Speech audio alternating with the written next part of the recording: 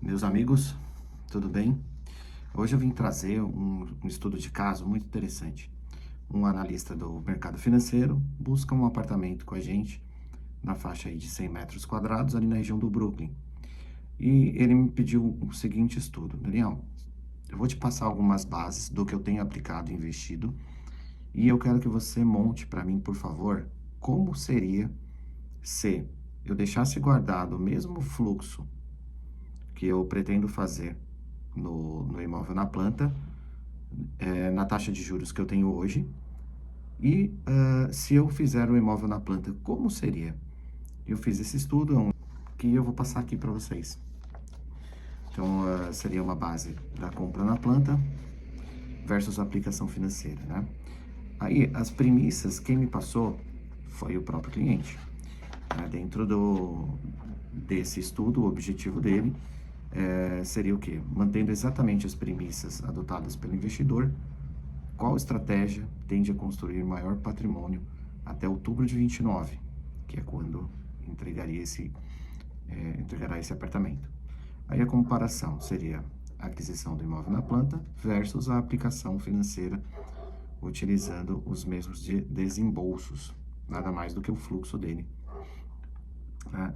Aí o resultado, já vou até passar aqui para você, seria, enquanto comprar na planta gera um patrimônio de 915 mil, a aplicação em 12% ao ano, que é uma projeção mais otimista, não é a dele é 10% ao ano, mas na mais otimista geraria um patrimônio de 664 mil e 10, que é a dele, de 633 mil.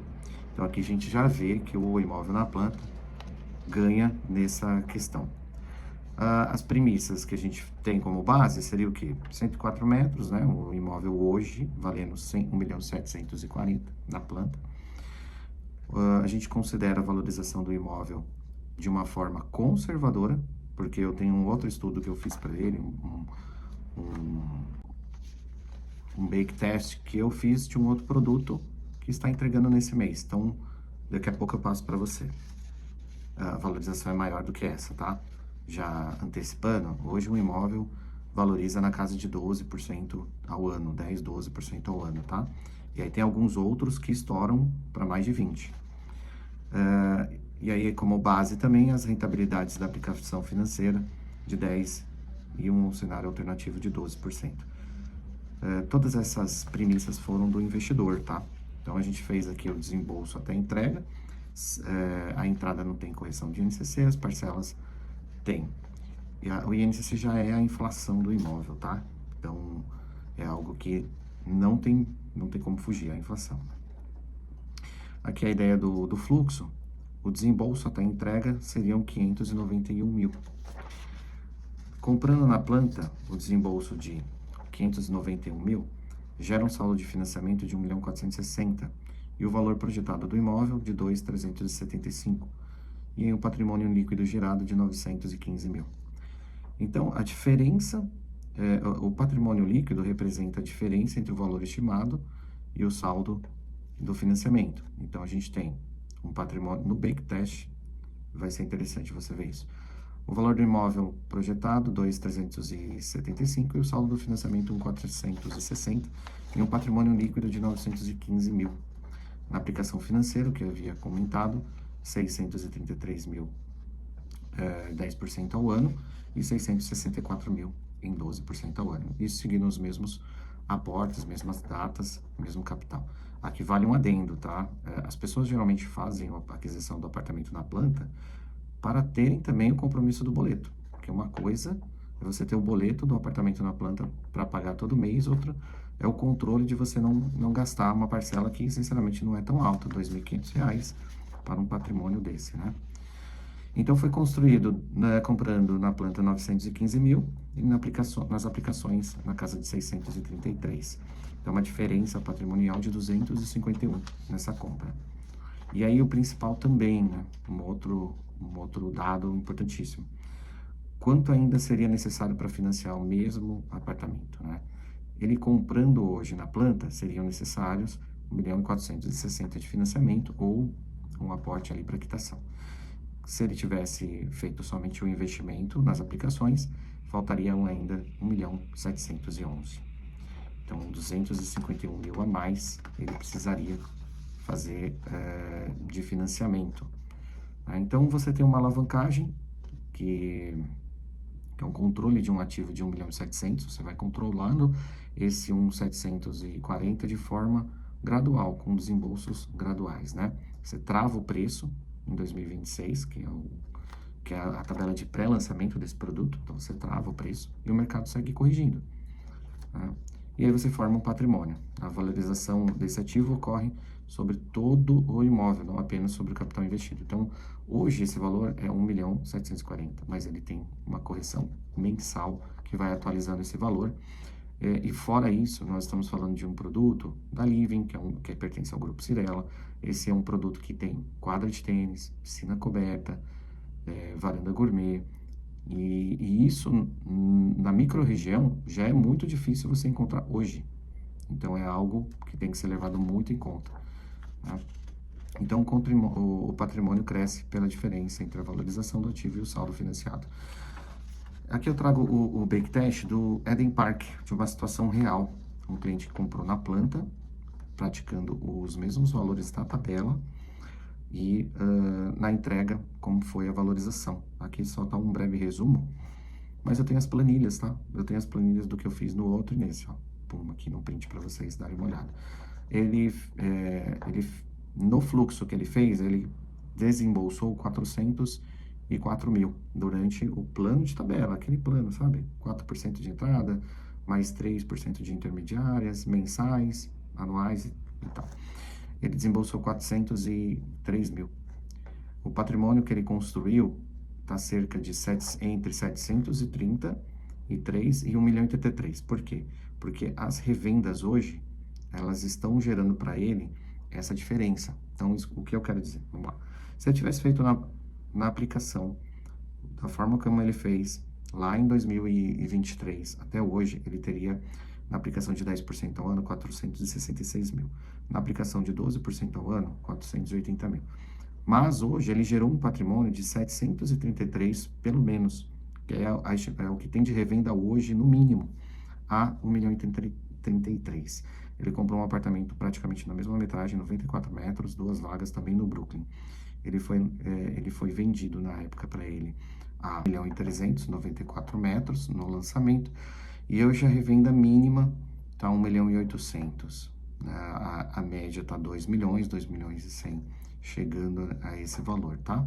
Então, isso gerou um patrimônio para ele de 733 no mínimo. Então, mais de 200.000 além do que se ele tivesse investido, mesmo juros altos que estamos no momento. Então, esse backtest aí foi bem interessante. E voltando ao nosso caso, o que não foi capturado dentro da realidade que eu passei agora, né? Que mesmo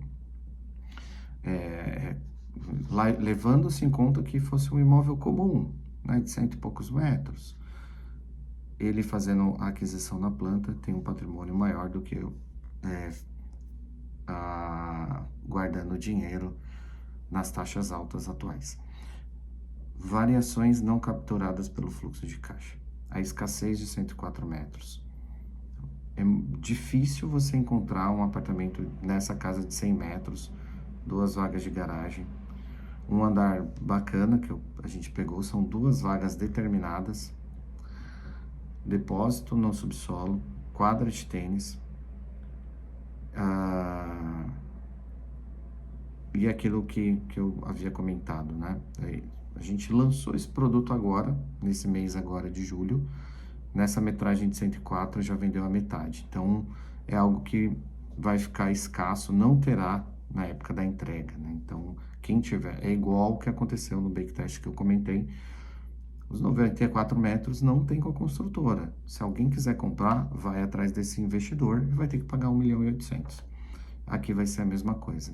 Lá na frente, se alguém quiser comprar um apartamento de 104 metros, 2 vagas determinadas, depósito, quadra de tênis, piscina coberta, muito perto da Vila Olímpia, porque é uma região do Brooklyn ali que está crescendo demais, entre a Bandeirantes e e a Alberto Marinho, pertinho da Vila Olímpia. Na Vila Olímpia, você deve ter o conhecimento que se esse empreendimento fosse lançado lá, seria 30 mil para cima por metro quadrado, né?